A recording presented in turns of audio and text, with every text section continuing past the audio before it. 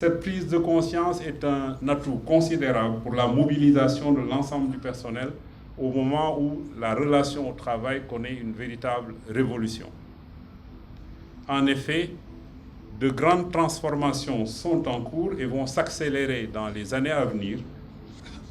Des défis stimulants et passionnants en lien avec l'évolution d'abord des générations, mais l'évolution aussi rapide des technologies, en lien aussi avec la nouvelle ère de l'économie digitale.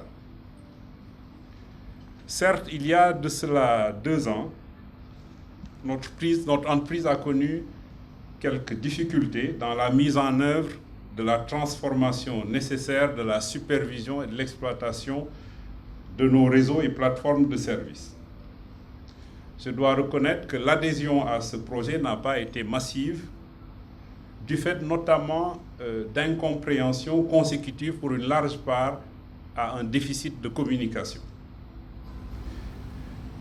Je considère qu'il nous faut donc passer à une étape supérieure du dialogue social, c'est-à-dire un dialogue social qui prenne plus en charge les problématiques économiques, stratégiques, car notre secteur des télécoms connaît actuellement de fortes menaces qui ont déjà décimé plusieurs entreprises dans beaucoup d'autres pays.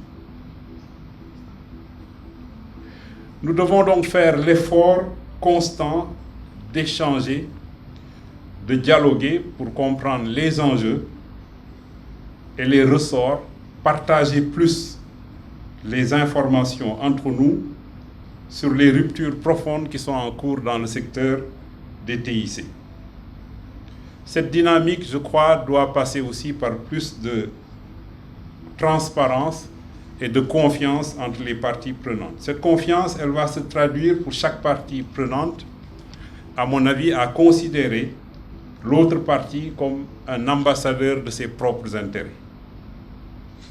Elle évitera aussi d'être dans des postures de méfiance, dans des postures d'opposition, dans des postures de justification et de diabolisation de l'autre partie.